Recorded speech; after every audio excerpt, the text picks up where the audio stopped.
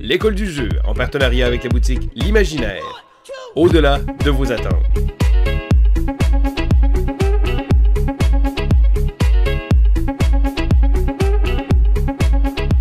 Bonjour et bienvenue à l'école du jeu. Mon nom est Sylvain et aujourd'hui je vous propose le jeu Tribes Dawn of Humanity. Alors Tribes est un jeu de la compagnie Cosmos de 2 à 4 joueurs d'une durée d'environ 45 minutes. C'est un jeu qui utilise un peu de placement de tuiles, une sélection d'actions plutôt bien pensée, mais c'est pas un jeu qui est très compliqué. Donc, c'est certain à la base, on parle d'un jeu de civilisation, il faut pas prendre ça comme un gros jeu épique de civilisation, c'est au contraire un petit jeu qui fait très bien les choses. On va aller voir les règles, puis après ça, je vais vous donner mon avis. Voici donc Tribes Dawn of Humanity. Alors, en début de partie, ce qu'on va faire, c'est qu'on va prendre les différentes tuiles comme ça ici. Donc, vous allez remarquer qu'il y en a 5. On va en sélectionner 4 au hasard. L'autre va être mise dans la boîte sans la regarder. Et on va les placer sur les différentes cases comme ça. Donc, on y va pour les tuiles de cette couleur-là. Même chose pour les tuiles de couleur verte. Et ensuite, les tuiles de couleur jaune. Donc, chacune de ceux-là, il y en a toujours une qui va être remise en secret dans la boîte. Maintenant, qu'est-ce qu'on va faire? C'est qu'on va révéler ceux-ci, ici comme ça, de la première ligne. Donc, comment ça fonctionne le jeu? Eh bien, le but du jeu va être de gagner. Pour gagner, on va devoir ramasser des dents d'ours. Donc, ici comme ça se trouve être des points de victoire. Et là, en début de partie, chaque joueur va piger dans le sac à tuiles. Donc, on a un beau petit sac ici comme ça, rempli de tuiles. Donc, va en piger 3 qu'il va placer. Donc là, j'ai placé ça collé un petit peu ici comme ça. On essaie d'utiliser le maximum de l'espace qu'on peut. Et chaque joueur va également commencer avec plusieurs petits... Bon, parfait. Et voilà. Donc, chaque joueur va commencer avec plusieurs petits personnages qu'il va placer de côté, donc dans sa réserve, parce qu'il n'a pas accès immédiatement à sa tribu. On va devoir, au courant de la partie, essayer d'augmenter notre tribu. On commence également avec des petits marqueurs comme ça qui vont servir pour marquer les différentes technologies, et chaque joueur va également commencer avec 5 coquillages. Tous les coquillages qui ne sont pas utilisés sont remis dans la boîte, donc le jeu fonctionne avec une économie fermée. Et comment ça fonctionne le jeu? Eh bien, pour gagner, on va devoir justement marquer des points et faire évoluer notre tribu. À notre tour, c'est très simple et le jeu fonctionne avec un système d'action qui est vraiment génial. Vous allez remarquer en haut les petites tuiles comme ça ici, ça se trouve être des différentes actions. Donc, on choisit une action et on va la résoudre. Donc, par exemple, ici, je prendrais l'action comme ça ici. Donc, je prends la tuile, je la mets devant moi, je réalise cette action-là, donc qui se trouve être le déplacement. Je vais revenir avec les différentes actions plus tard. Et ensuite, on la replace à l'arrière de la file comme ça. Si je désire avoir une action un peu plus loin, exemple, je voudrais vraiment explorer ici comme ça, je peux prendre un de mes coquillages, le placer sur la tuile comme ça ici, prendre celui-ci, donc on les fait glisser. Donc je vais résoudre l'action d'explorer et ensuite je la remets au bout comme ça. Bien entendu, si on sélectionne une tuile qui a des coquillages, on va réclamer ceux-ci. Et là, les différentes actions, ils sont ici. Donc, la première action, comme ça, ici, ça va être de pouvoir procréer. Et bien oui, on va pouvoir faire des petits membres de tribu. Donc, c'est la façon qui va nous permettre de pouvoir aller chercher différents petits meeples comme ça, qu'on va placer sur notre petit plateau de jeu ici. Donc, selon le niveau qu'on est rendu, on va avoir de plus en plus de bébés qu'on va faire. Donc, au niveau 1, ici, on va en faire 1, ensuite 2, et ensuite 3, 3 et 3. Vous allez remarquer que les chiffres à l'intérieur, ça se trouve être des points de victoire si on réussit à atteindre certains niveaux. Donc, les 4 actions principales sont justement de faire des enfants, ensuite d'explorer. Pour explorer, qu'est-ce qu'on va faire? C'est qu'on va piger un nombre de tuiles égal à la force qu'on a de cette habileté-là dans le sac, ici comme ça, et on va les rajouter à notre plateau de jeu. Donc, bien entendu, adjacent à une tuile qu'on a déjà. L'autre, ici, ça se trouve être le déplacement. Donc, on va pouvoir déplacer un nombre de petits membres de tribu comme ça sur notre plateau de jeu parce qu'ils vont se déplacer. Comme ça ici. Au départ, vous allez remarquer, on a l'impression que c'est pas très important, mais plus la partie va avancer et plus on va se rendre compte que ça devient utile. Et la dernière chose ici se trouve être la force. Et là, la force, c'est un peu différent parce que la force d'une tribu va souvent arriver selon certaines cartes d'événements. Donc, la tribu avec la tribu la plus forte va marquer un certain nombre de points ou la tribu la moins forte va avoir un certain malus. Maintenant, la dernière action que je ne vous ai pas montrée ici comme ça, qui se trouve être juste sur les tuiles, ça se trouve être la main. Donc, vous allez remarquer, c'est les mains qui sont comme ça ici. Ça va être l'arbre de technologie. Et là, vous allez remarquer qu'il y a différentes technologies. Bon, ici, la cuisson, donc fabriquer des bijoux ici comme ça, le chamanisme et la chasse. Et vous allez remarquer également qu'ils ont un petit icône en haut comme ça. Ça se trouve à représenter les icônes qu'on a sur les différentes tuiles comme ça.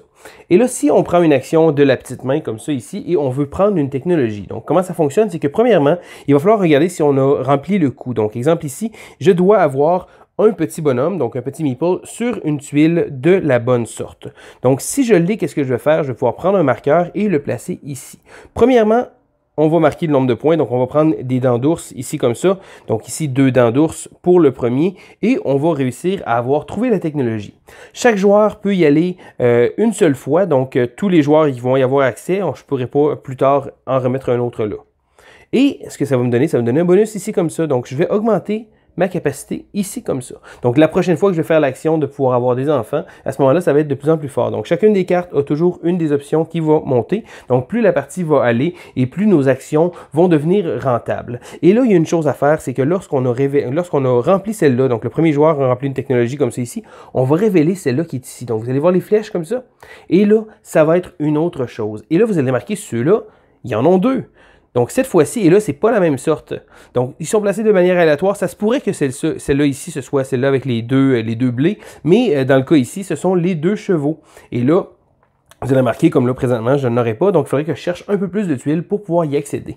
Donc, lorsqu'on débarre, donc un joueur ouvre une technologie, ça va ouvrir la prochaine. Et la même chose, dans le cas plus tard que dans la partie, j'irai ici. Donc, je pourrais débarrer la prochaine comme ça ici. Donc, ça se peut que des fois, ils soient de la même sorte, ça se peut qu'ils ne soient pas. Donc, dans l'exemple ici, ils sont tous différentes. Vous allez remarquer également, sur les tuiles, il y a également un petit icône comme ça, un éclair. Et lorsqu'un joueur, donc le premier joueur va placer son jeton ici, mais lorsqu'un deuxième joueur va venir ici, il va récolter 1 point, donc on va prendre une dent d'ours, et ensuite, il y a la petite éclair, il va résoudre l'action qui est là. C'est quoi les éclairs? À la droite du plateau, vous allez remarquer, il y a des différents petits jetons comme ça. Donc, ce que vous allez faire, de la minute que vous allez remplir une technologie, vous allez prendre ça et vous allez le placer à la fin de la liste des actions. Donc, qu'est-ce que c'est? C'est des événements.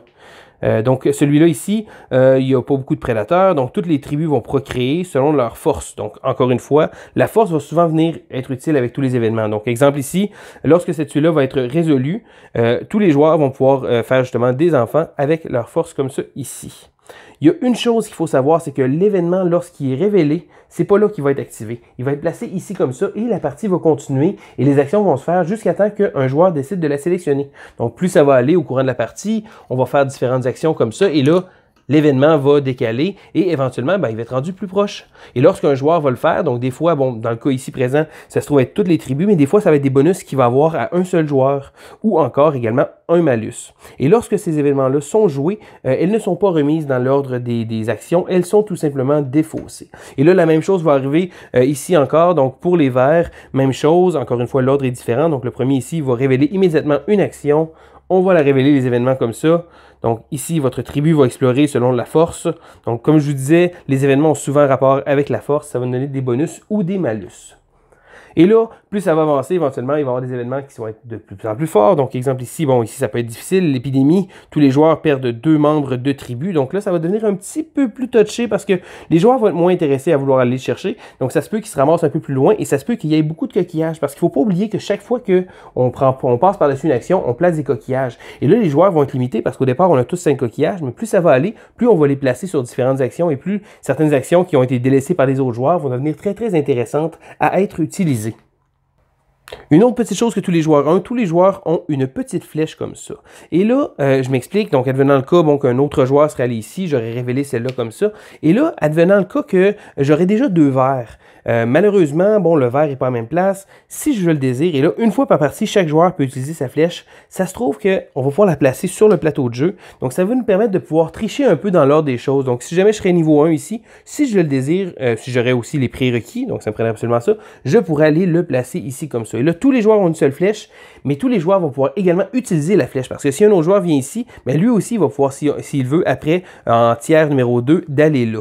Donc, on va se déplacer. Donc, c'est pas très constrictif, mais des fois, ça peut être très intéressant. Bon, en devenant le cas où que ça aurait été ici, bon, il y avait un joueur qui était ici comme ça, celle-là a été révélée, mais là, ça peut devenir intéressant parce que là, j'en ai déjà un, et je pourrais aller là, étant donné qu'il y en a 2. Donc, on va essayer d'utiliser au moment le plus opportun. Une chose qui est importante à savoir aussi, c'est que dans les tuiles qu'on a, parce que plus ça va aller, plus on va faire des tuiles, mais ça va arriver des fois qu'on n'aura pas nécessairement les bonnes tuiles. Mais si on veut, et on peut le faire, lorsque on est rendu plus haut, il faut premièrement avoir absolument au moins une tuile, mais si on le désire, on peut également brûler une tuile. Et là, je m'explique, qu'est-ce qu'on pourrait faire? Donc, premièrement, ça prend toujours des petits personnages, ça prend toujours des meeples.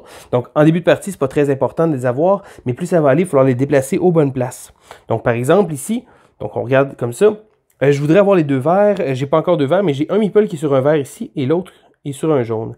Si je veux, je peux détruire la tuile. Donc, ce que je vais faire, c'est que je vais la retourner à l'envers comme ça. Ça va compter pour mon deuxième. Donc, je vais pouvoir y avoir accès. Donc, malgré tout, on n'est pas toujours limité, mais c'est certain qu'on va perdre des espaces éventuels. Donc, par exemple, ici, j'aurais un espace de maïs de moins. Donc, si jamais il y a d'autres technologies que je voudrais aller chercher, qui iraient chercher ces ressources-là, bien, ce serait plus difficile pour moi de les obtenir.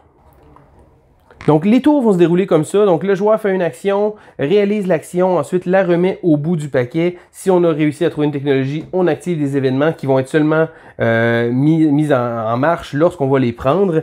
Et le jeu, comme ça, va continuer jusqu'à temps qu'on ait résolu un certain nombre d'événements de niveau 3. Donc, selon le nombre de joueurs, et là, le livre de règles nous explique clairement ici comme ça, ça se termine pour 2 joueurs, ça prend 2 événements, 3, c'est 3, 4 et c'est 4. Donc, qu'est-ce que ça va faire, encore une fois? C'est pas lorsque l'événement va être pigé, mais bien lorsqu'il va être résolu. Donc, quand les joueurs vont l'avoir activé comme ça. Et un coup que ça c'est terminé, on va cumuler les points de partie. Et là, comment on fait des points? Donc, premièrement, toutes les dents d'ours qu'on a accumulées tout au courant du jeu vont compter. Mais également, les joueurs qui vont avoir monté très haut dans les niveaux. Donc, exemple ici, si on a monté le mouvement, ben, plus on a monté de niveau. Et là, encore une fois, on monte avec les différentes technologies. Donc, c'est certain qu'on n'aura jamais l'occasion de monter dans tout. On va être quand même limité, mais on va pouvoir faire des points si on a favorisé une des chartes ici, une des zones, on va faire beaucoup plus de points. Donc à la fin de la partie également, les joueurs, bon, le joueur qui va avoir le plus de membres de tribu va faire 2 points. Le joueur qui va avoir le plus de tuiles aussi, qui ne sont pas revirées comme ça, va marquer 2 points de victoire également. Donc on va cumuler tous les points et ensuite le joueur avec le plus de points va remporter la partie. Et voilà, ça fait le tour des règles de Tribes Dawn of Humanity. Alors, premièrement, qu'est-ce que je pense de ce jeu-là? Donc, en premier lieu, il faut le savoir, c'est pas un jeu qui est énormément compliqué. C'est pas un filler non plus, mais je dirais que le jeu va se jouer, même à 4 joueurs, vraiment dans les 45 minutes. Des parties à moins de joueurs, j'ai joué à 2 joueurs, 3 joueurs, 25-30 minutes ont été suffisantes pour pouvoir jouer le jeu. Donc, c'est pas un jeu qui est énormément long.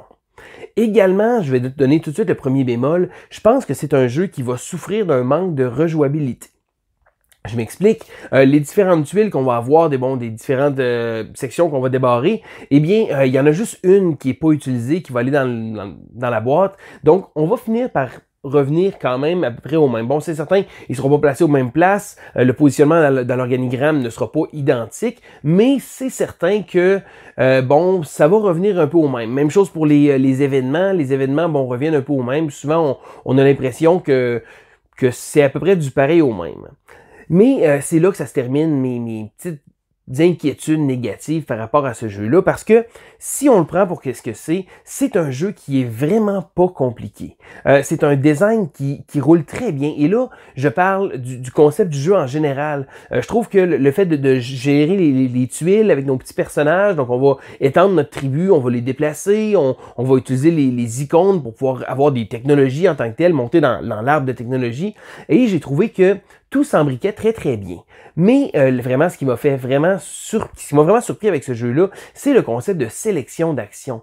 C'est très très simple. On a une ligne d'action, on va en choisir une. Si on choisit une action un peu plus loin, on doit placer nos coquillages qu'il va avoir là. Et là, on va pouvoir sélectionner l'action qu'on désirait.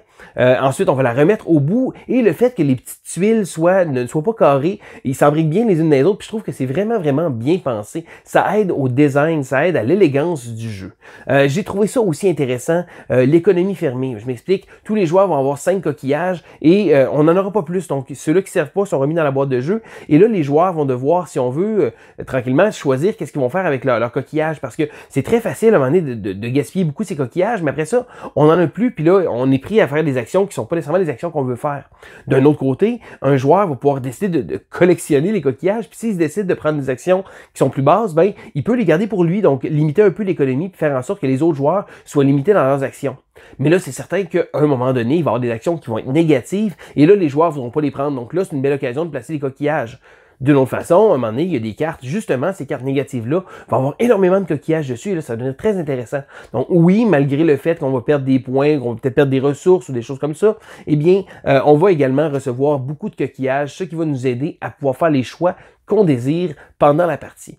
Donc, malgré le fait que ce soit un jeu quand même assez simple, au départ, je savais pas trop quoi m'en tenir. J'ai joué après même la lecture des règles, j'ai fait « Ok, c'est juste ça ».